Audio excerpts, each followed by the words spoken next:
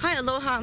My name is Makala Nakoa, Shelly Mahi, and I wanted to talk about the ocean mining issue. In June, they had a meeting up at the United Nations, the Oceans Conference, and it was to talk about sustainability.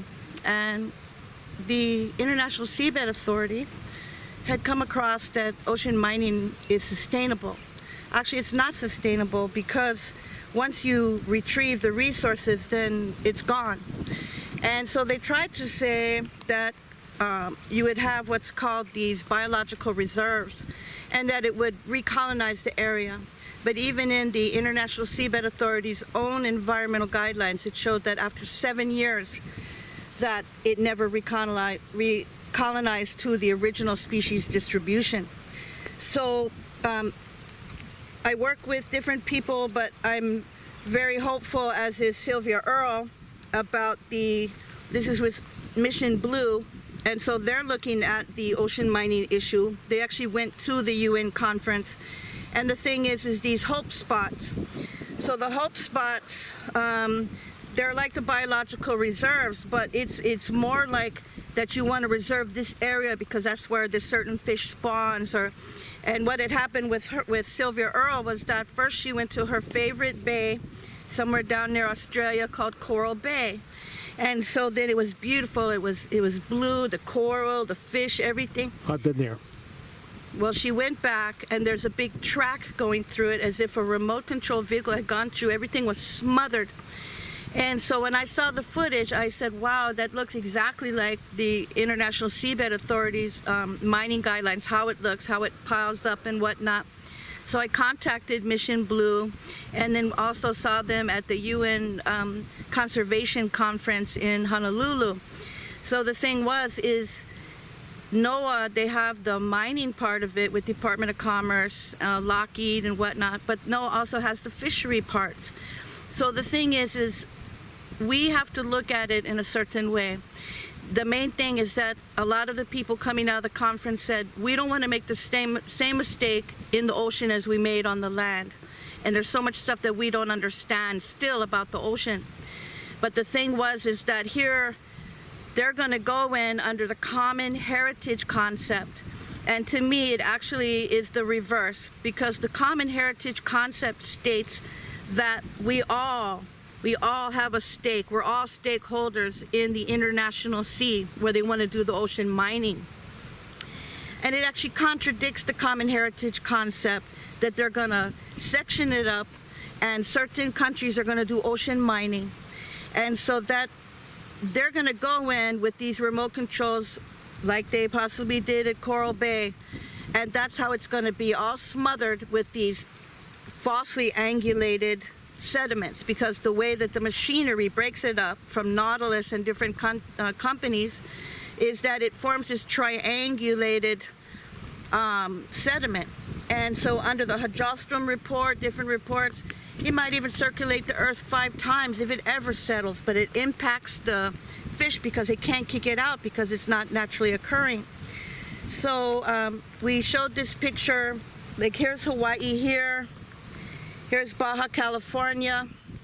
These are where the seamounts are for the pelagic fisheries cycle. So I learned inside of marine science class that the ahi, the tuna and different pelagic species, they go out, they spawn, they circulate around in the seamounts, fatten up, go out, spawn again, and that's the cycle. So the first two mine is Commerce, which is Korea and China. And of course, the United States of America, even though we're not signed on to the law of the sea, we have our DOMS, which is an ecological disturbance test mining that they're doing. So everyone has their ecological disturbance test mining like JET and whatnot. It's all inside the International Seabed Authority environmental guidelines. Are they already doing that? Yes, they've already done that. We have reports where they brought ashore the manganese nodules. They broke it down into what is the toxic components of it. And so... Can you share some literature on that with me? Sure. Yeah, because I have the components broken down. Now, what happened was, 1995. Okay, so This is a document from 1995, but you see it's sent from executive chambers. So Patsy Mink sent this to me about the ocean mining, and it talks about how Ben Cayetano wanted to work with China. And so DBED, Department of Business, Economic and Tourism, they had made a deal with China as well, COMRA, but actually they're not supposed to do that under international law because they're not a delegate to the UN. We're not signed on with Law of the Sea. So why are they making arrangements with foreign countries to bring in toxic waste into Hawaii? And this was in 1995. Well, this has been going on way before that. And the studies that we have is like DBED White Report, that was to go into cement. DBED Green Report, and that's 1981. And so those went, and ocean dumping. And so now here was one from Patsy Mink. This is 2002. And this is right before she died. Thank you for calling my office to express your concerns about the effects of China's ocean mining will have on Hawaii's marine environment, particularly the northwestern Hawaiian Islands. I have followed the seabed mining ever since my service in the State Department. Any mining in the ocean is a matter of serious concern, particularly for what is done with the matters mined. My staff has advised me that you're interested in filing a complaint with the United Nations about China's mining operations located some 500 nautical miles from the Hawaiian island. I would be interested in seeing a copy. Now, what had happened was she had said to do this, that we needed to make a formal complaint, get 5 natives of the closest coastal impact to the mining. And so under Pierre Flamant and John Seibert, 2 pelagic drift specialists, they said actually right here in Kona, this is the closest coastal impact. So we got the 5 natives together. We had all the documents in the right jurisdiction. We had Hawaiian Archipelago with a capital A because a capital A denotes a legal nation state capable of making its own treaties. So what it is that we did form it. Now, where were we to send it off to was to the United Nations Law of the Sea Seabed Disputes Chamber. Now, we're not signed on to the Law of the Sea, but because I'm not even sure, but I know that the Hawaiian Kingdom had a treaty with Hamburg, Germany. The way that Patsy Mink with Department of State and the concern and whatnot, somehow it got accepted and it was filed, and it was called case number 17. So case number 17 was the responsibilities of states mining in the area. So what happened was the final outcome of it was not satisfactory because one, it said yes, there will be processing at sea, and 2, that the International Seabed Authority is not responsible for the matters mined once it goes out of the area. So that's not a good answer as to what are you going to do with the toxic waste. What about the impact to the fisheries? Now, what had happened was, so in the reports, oh, here it is. It's actually, the ocean is worth $2 trillion, ocean economy. So different reports are coming out. And so versus a dead ocean and the mineral mining companies with their 26 contracts going in and tearing up all the fisheries that we're dependent on. And some of these permits are actually now from the Mid-Atlantic Ridge, going from New York to Virginia. Well, yes, I mean, there's quite a few different of these mining zones all over the whole seafloor of the whole planet. And that's one of the things that we want to do, is to go around and gather harm that has been done already within the EEZ, say Papua New Guinea, because the meeting that we were at with the Underwater Mining Institute, they ended up having a meeting down in New Zealand. When was that? I think it was like 2001, and they'd used some artist carving, which, to represent the whole ocean mining thing. So I'm sure it was, through the university there. I think it was Auckland. I'm not sure. I'd have to, look at the documents. But the thing is, does that still exist? The Underwater Mining Institute, and then they have the International Marine Mineral Society. They have what they call Doctors of Economics. So the Doctors of Economics, they're the ones doing the ocean mining proxies, bringing in the waste from BHP, Foster Beer grants, doing the soil amendments, all the things that came out with, it's basically like nanoparticle technology put into paint, different things. That's but what they're making from this stuff. yeah, it's a commercial use for toxic waste, but the thing is that under the NIOSH, Occupational Safety and Hazard, creates an unsafe working environment because these buildings made with toxic waste cement are not labeled. Oh, what if we have to do demolition or something? And so you got lead, arsenic, thallium, all these different things that are inside of there. And now this meeting for March, that's what we want to look at. This is this month, March. International Seabed Authority is having a meeting with all the stakeholders. And they're saying, oh, should the decisions of the Seabed Disputes Chamber be recognized and final? And see, the agreement is it has to be. That's where you're supposed to take your disputes to. But the thing is now, are you going to continue with the mining? Because you've already found that it can cause harm. So the thing is under Part 5, Regulation 30, that the UN Secretary shall halt the mining if harm is shown. So that's why we're going around and looking at the different harm. Now, different people like Papua New Guinea, deep sea creatures were washing up on the beach. The fishermen were really upset. The water turbidity, the temperature, different things were dying. So they told Nautilus and different companies, we want out of this contract. So Nautilus is already doing stuff. Inside the EEZ, I didn't think it Fiji, had actually Tonga, started. yeah. Is this Solwara? Solwara The 1? Solwara Warriors, that's the ones. I didn't think it had started yet. No, because if you, I do have the documents where Nautilus went in and got agreements with the government. And so we were at the meeting with Papua New Guinea. We told them, don't do it because they're lying to you about what they're going to do with the waste and destruction of the fisheries. The PNG government owns a certain amount of stock in that whole project. Yes, and at the UN, I actually discussed some things with the, they go in and help different countries, with the children, UNICEF and whatnot. And so I said, I'm very upset because they use this poor thing video as to why. I told UNICEF, I said the ocean mining guys use a little girl and the thing with the school that, they need infrastructure and all this, and it'll all come from ocean mining. And so these are like a poor thing video. And so UNICEF was like, what? They would destroy their fisheries. What are they supposed to eat? And so the Solwara, they tried to get out of it. They actually went, from what I understand, they went to a court in Australia to try to get out of it. Neptune and Nautilus, they don't want to let people out of their contracts. So now you get Fiji and Switzerland was the one that hosted the ocean conference. Now because also it deals with Department of State. Now this is a problem, is that we had a report come in once we put the ocean mining maps onto the World Wide Web in 2 different sources. We got back schematics for a submarine, a stealth submarine, IR-4 worm drive, non-heat sinking, non-infraredable, no nuclear signature but nuclear capacity. And so this submarine, basically the more sediments you get in the water, it throws off the sonar.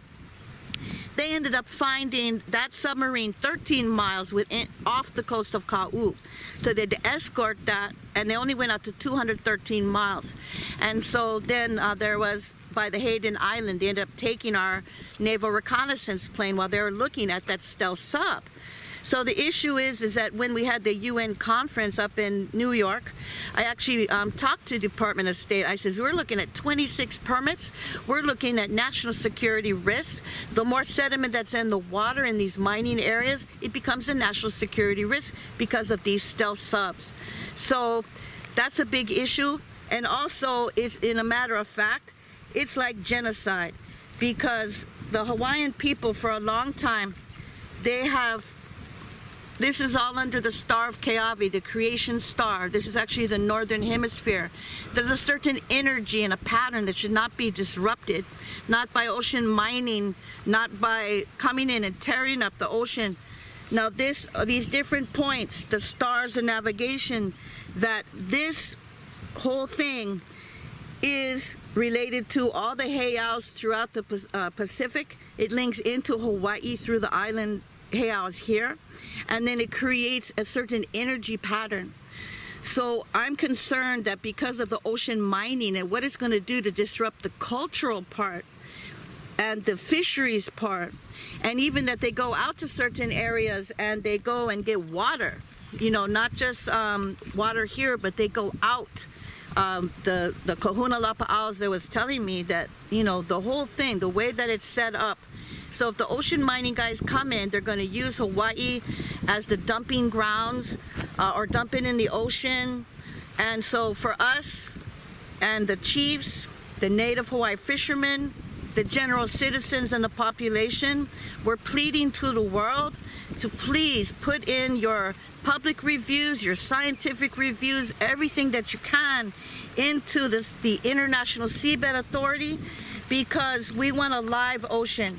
We want to make sure that they do not do ocean mining, and that actually they have spent money to look at the ocean, to do ecological studies, and these disruption like they did in the Peruvian basin, where they allowed the disclose in Germany to plow it under 80 times.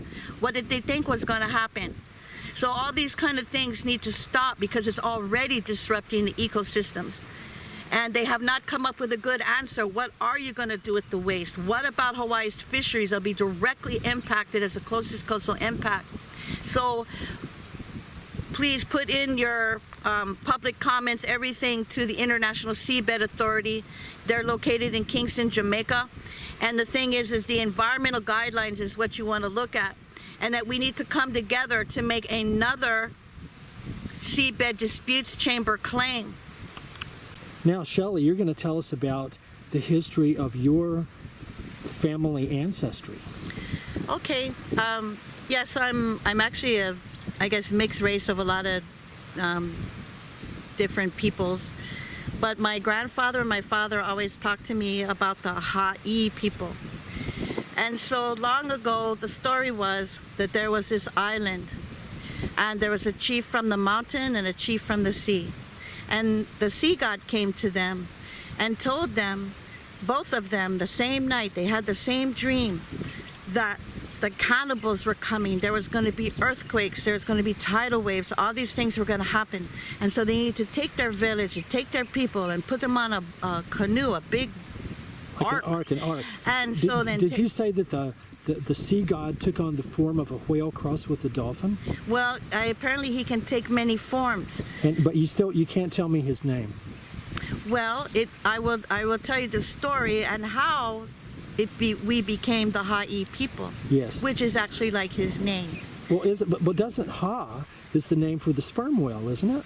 Ha, because it's the sound that his breath makes. Really? Yeah, that's the Maori name for the sperm whale. Oh, Ha. I did not know that. Well, Ha in Hawaiian is the breath of life, and E is the unspoken word for keakua. So even in the American Indian, ha'ich, yes, I hear and obey. Very interesting. And the ha'i actually goes into an unspoken language, and you can see the same symbols for ha'ich. Okay, so what had happened was they ran down the trails, the mountain and the one from the chief from the sea, so on the same trail.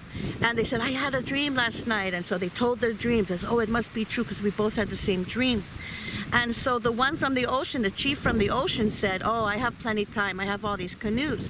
But the chief from the mountain, the one I'm directly related to, he said, I don't have canoes here. And he said, that the one from the ocean, he wasn't going to take the elderly, he wasn't going to take the sick, and he wasn't going to take the children or the women. And that was not what the sea god and the god above had wanted. So we made a huge boat, and it had out of these reeds, and the reeds were bound like this big, each binding. And it had a huge house. You could take a whole village on it. And apparently they had dug up the fire pits and put them on the boat. They had a clay pot that it had the unspoken language on it. They would put, they had the pakele after, where they would put the 69 fish. They would leave back 3. They would heat up the stones, and there was different ways that they would prepare things. And so these Ha'i people, first they were from this village, and what I've later come to know for this 12-pointed star people, the Ha'i people, is Munana, out of memory. So out of memory, this story comes. And now they go to sea on this big, huge ark. So they come down from Munana, and they go to the first point of the 12-pointed star, Hivo'oa, Marquesas. So out from there, then they go to the second point, which ended up being the doldrums, where they learned how to chant and call the wind. Yes. Well, wasn't there a baby that was born with a map on its arm? Yes. So in between the first and the second point of the 12-pointed star, the baby was born, because what had happened was the pregnant wife got down before the chief and said, I know that you have to go to sea, and it's kapu. I cannot go to sea with you. I'm pregnant, and I'm a woman, and all these kapu things. So the sea god came to them again and said, no, you will go, and this baby will have the mark of the 12-pointed star, and the island chain will have the map. So then they, in between the first and second point, the baby's born at night. The lightning strikes the water as they cut the cord. And then all of a sudden a big wave comes and whoosh, just washes the baby away into the dark, stormy night. So everybody cries, and people are like, oh, what do we do? Wait, the baby's supposed to have the map, and now we're lost at sea. And some people actually lost faith in Keakua and Wo'i. So what happens is they all go to the other side of the ark, and a big wave, boosh, comes and washes them all away. All the complainers and the ones who lost faith, and we never saw them again. So then in the morning, there was a yellow light in the sky. And up comes, now ha'i in Hawaii means like breaking a wave. So yes. It came breaking the wave, and it was this prehistoric dolphin whale, and it had the baby, and tossed the baby up onto the deck, and the baby was smiling and laughing. And so sure enough, it had the mark of the 12-pointed star, and it had the island chain. So what had happened was they get to the doldrums. Oh, sorry. The ha'i said to the chief's wife in her dream, if ever you have need of me, you may call upon me. And so there's a certain chant that goes with that. Now, so they go to the doldrums, and they're stuck there. The doldrums are like, there's no wind, there's no fish, there's no rain. So they actually learned how to call the four forces of the wind. And then they ended up in the third point, where they would get their tools. And so the tools, they had the Kuvehi family, and so they would meet them, and they would go up this trail. And a family joke was we could only stay ashore as long as our hair was wet. So my grandfather told a story about how they put their hair in a gourd of water and strapped it onto their forehead and went up the trail to where the adze quarry was. But we couldn't take a stone unless there was a yellow light in the sky. And the adze quarry had to face the rising sun. So then in the end, it would go to the 16-pointed star, and that would be, it's more of a kapu thing, and there's a certain, I guess, navigational formula that you do, but it's for also repairing your canoes, different things. So what had happened was we went out on the 12-pointed star, we went all over. And what happened was along the different way we learned different things, and it became part of the story, and we became the ha'i people. So we were not allowed to go ashore unless there was twin navigators. So we went past England, and that's when we had twin navigators in the 11th century. So we had, according to my grandfather, been at sea over 1,000 years. And so the women cried because they said, we're tired of giving birth at sea. We want to feel the soil beneath our feet, and we want to go ashore. And the story was that they smelled the roses on the wind. So we had the twin navigators. So my family, the firstborn chief, twin navigator, we went ashore, and we went to see the king. Now what had happened was on our ship, we had 7 ships at the time. So 4 came ashore and 3 kept going and followed the 12-pointed star and the 16-pointed star and went to the Great Apo and different, paths and whatnot of those. But the thing is that when we went ashore, they noticed that on our boats, we had a thing called the sea onion. Now the sea onion, I looked it up on the internet. It's like there's 2 different kinds, one for like pneumonia and medicine, one's for poison and weapons. And so this thing is like a 40-pound onion. And we actually, I know it may sound savage and everything, but we used to grow them on the guts of our enemies, and anybody who tried to come after us, that they would get what's called the lobster claw and different things, and we would make a fishnet of their guts, and we would grow this sea onion on there. Now what happened was, some of them who that had happened with, they also tried to attack us, and so then this, what they call the McCracken, came up and took down their ship. So they thought we had a baby McCracken on our boat, but really it was the sea onion. But they said that the sea god was assisting us. Now the sea god did assist us many times by giving us a gift from the God above, and part of it was that we would be protected in the mist, so that my grandfather said there was teeth in the mist, and nobody should try to follow us into the mist. Yes. Well, look, let me ask you this. Do you think that it's possible that in the world of today, the same sea god spirit can be with us and can answer our calls for help? Because I feel that this is really happening. I feel that I personally have been warned by dolphins about an impending cataclysm twice. Well, I know here, they had me go out, and they said, if you are who I think you are, because they knew the different marks and whatnot, they said, you will call. And I said, well, I've never done it without my grandfather and my father, but they took me to this place. I called 5 times, and then on the 5th time, there it was, this big, huge, I've never seen a dolphin, whale, whatever it was, so big it actually came to us. For real? And so it takes time. So the thing is that according to Hawaiian legend and whatnot, you have what's called, Halemakua was explaining it to me, it's the Ha'i, goes back to Ha'ilio, Ha'aloa, that's your taro. So it's just the taro genealogy. And it goes back to Ulu, the breadfruit, Uli, and then the house of Laka. So the house of Laka is like this star navigational house. It looks like a big canoe in the sky, but it's also the genealogy. And it goes back to what they call Kai Kanaka. So the Kai Kanaka, when I first came here, I had to go to this class at the college, and so we had to get up and talk about our families. So I said, okay, I could talk about my family from Wisconsin with cheese, apple pie, whatnot, or I could talk about my ancient sea tribe, even though I maybe don't look like that. So I got up, I chanted my way in, I held up the 12-pointed star, and my teacher about fell out her chair, and she said, that's the star of Kanaloa. That's the star of the sea god.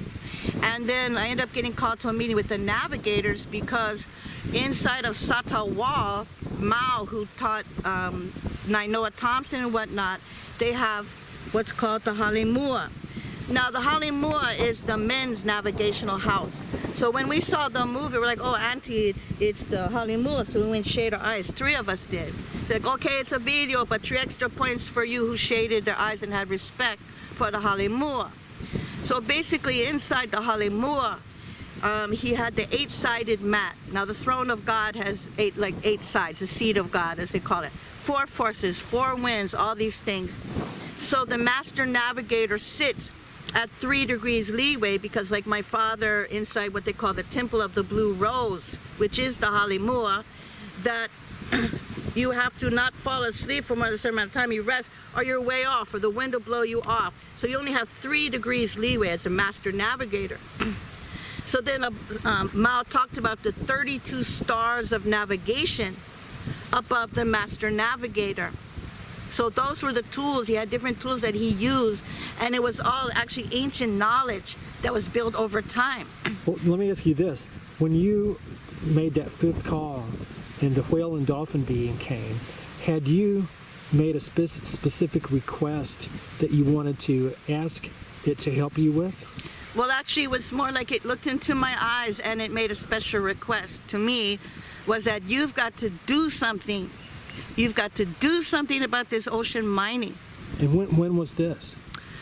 Geez, I'm not too sure of the year, but this man, basically, he's related to the chiefs, and they had told me they were waiting a long time for my family to come. And I told my father, Dad, how are they supposed to recognize us? He says, they will recognize you by your marks. Okay, so we ended up going ashore. We sat at the king's table, and I'm talking about in the 11th century. So they put our sea onion as a tapestry on the wall in the galley. But then we looked at our people out there from the 4 ships, and they're working as serfs under the king. So we made sure that the king had plenty food, and we took the tablecloth and we wrapped up all the food and we took it out to the people. And the king couldn't quite understand that. We went up for 3 generations. We waited for the second-born twin to return. They didn't. And they had with them certain things. And so it ended up, the story was they came ashore here in Hawaii with those certain things. And those things have since been guarded and whatnot. So yes, it all still does exist.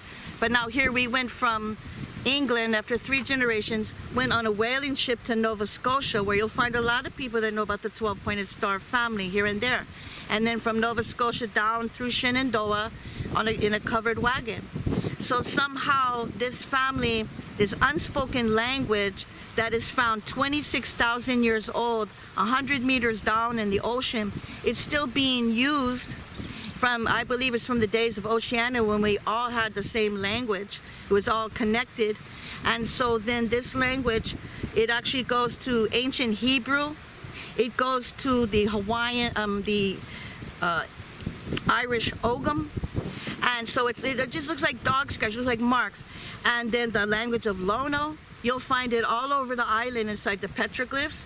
And so this ancient language, this unspoken language, it's navigational coordinates, it's energy patterns and whatnot. So I believe that yes, the energy is still here. And if you're looking at something that's immortal, where is it supposed to go? So we actually have to take care of their kinalau, is what Uncle was talking about. And the thing with the sea god, it's with the god above. Yes, we, the people, we have hands. We have things that we can do and things that we should never do. And so as an ancient sea tribe person, I'm very concerned about the ocean mining. And the way I learned about ocean mining was not, because I took marine science and international law. It was because I was working in the newsroom and someone came in and said, I know you've been happy for about 2 weeks because you finally found out how there's an ancient story about how they got their knowledge back. And 2 weeks, they got their knowledge. And I knew the story, this 8-year-long story that my father told me every night, had to do with the Ha'i people. So I was, so happy. But she came and she said, but that place in the story, that's where the state of Hawaii wants to do ocean mining first. Well, I told Abel that the Maori have a really cool word. It's called kaitiaki. Kai, ocean. Tiaki. It means a guardian or a protector. So you're a very awesome kaitiaki of Ohana Moana. Mahalo, but I know for a fact that it's like I can't do it alone, and I haven't been doing it alone. So all throughout, we get the Solwawa Warriors. We get when they had the Underwater Mining Institute conference in New Zealand and what they were trying to do over there, and their rights to their ocean, and then now throughout the whole Pacific. And so we want to join together, and I know that there's other, I'll call them sea people out there. Different people depend on the ocean, just like my ancestors. And now the thing is too, is that how can we actually challenge this? And I believe that the different places where they're going to have impacts, and they are having impacts, we got to show that harm. And hopefully we can recuperate the ocean. The major damage has not been done. We've got to call on the sea god to come back and appear in a million forms at the same time. Well, the interesting thing about it is I've learned that so the cells, the body, everything is connected with a certain energy.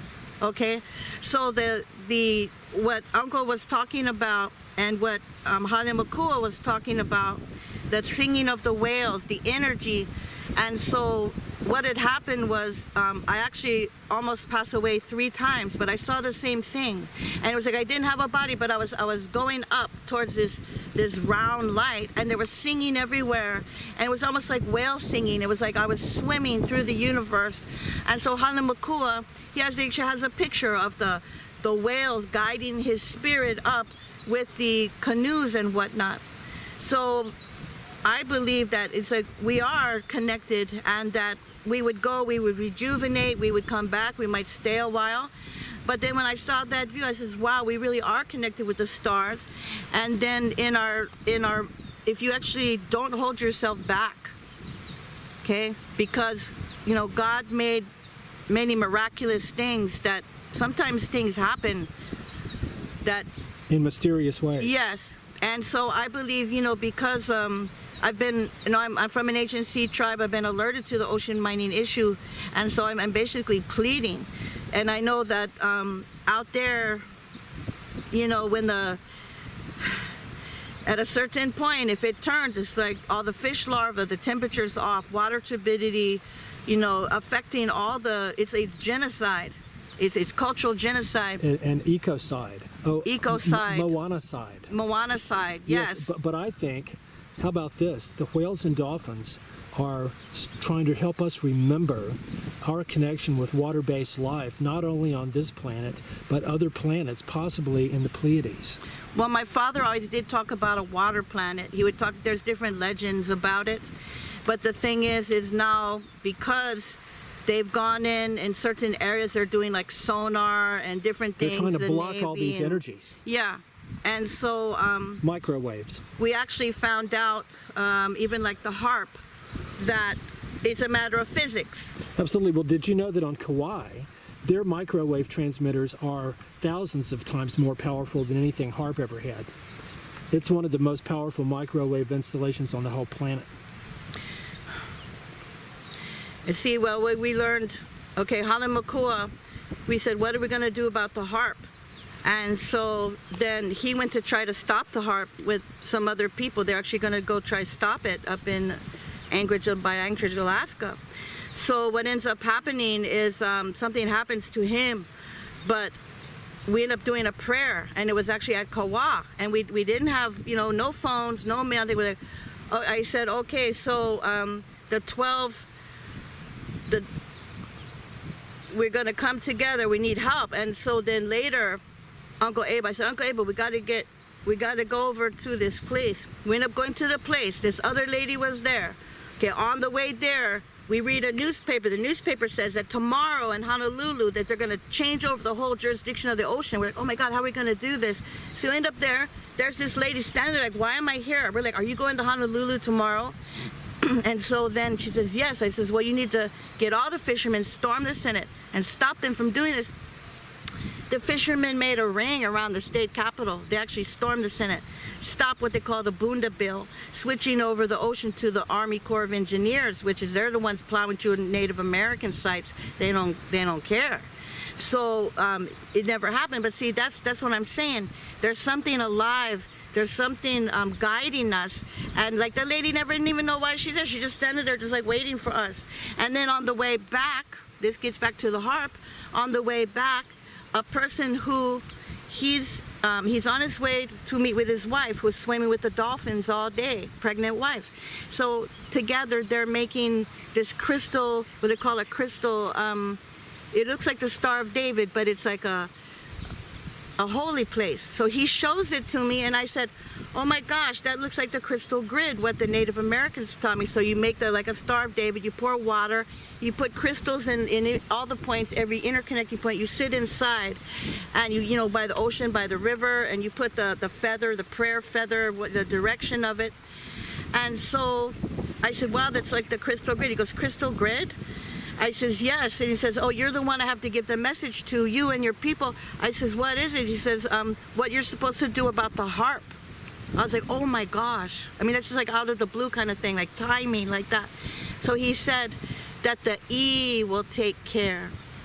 So I'm like, E, so God, Keakui. He says, not just that, but the jawbone of the E, of the family of E, the E. So that resonates, it's pure physics. So when you chant, when you have your music, you have your drums, you have your flute, you feel the peacefulness because it actually is physically dropping off that harp and all that stuff. So God made it that way. Final concluding comments on everything we've talked about today. Okay. So I believe that now is the time, and I'm going to come through that, well, I learned my ancient sea tribe ways. I learned the ancient unspoken language before I learned the ABCs. And my father told me, you learn this first, and then one day you'll learn what is an American. So I said, Daddy, what's an American? So then I did learn what was American. And then I found out about the overthrow because I had looked at submerged crown lands. I was like, wait a minute, in America we don't have crown lands. Like, what does that mean? So then I learned about the overthrow, and since then I was like, wow, I realized that we were censored in America, and that, oh, honest Americans, I'm pleading out to you as an American that we do have to step forward, and that we have to basically support the Hawaiians and the Hawaiian nationals, and that we need to, as different tribes, different peoples throughout the world, come together and remember we are all Ohana, and that we need to protect what we have here because things change really fast, and we need to stop different things that are going to affect future generations' survival. Absolutely. Shelly, thank you so much for sharing. Mucha mahalo. And thank you, and get your reports into the Seabed Disputes Chamber. You should be able to go online. There is the Ms. Bond, the law library clerk. These documents are supposed to be given out for free. So I encourage you to get those, and to basically what we want to do is put the cease and desist and environmental injunction, and that there is a certain island nation state that may step forward, but some of them were actually worried. Some of the other people involved were worried that they're going to put sanctions on them. But when, I'm just going to say this for everybody, that when we did the case number 17, nobody put sanctions on us. The only thing they did was after Patsy Mink had passed away, they locked up and vaulted all of our documents at the Library of Congress. But now those are circulating out, and that I believe that we have to stand together. And aloha, and anybody out there that is related to the Ha'i, the 12-pointed star people, you might say, I'm still looking for my people, although I've found some of them here. And I know that we're scattered throughout the world. And yes, it's all still alive, it's all viable, and we don't want it to change into something. We should never go that way.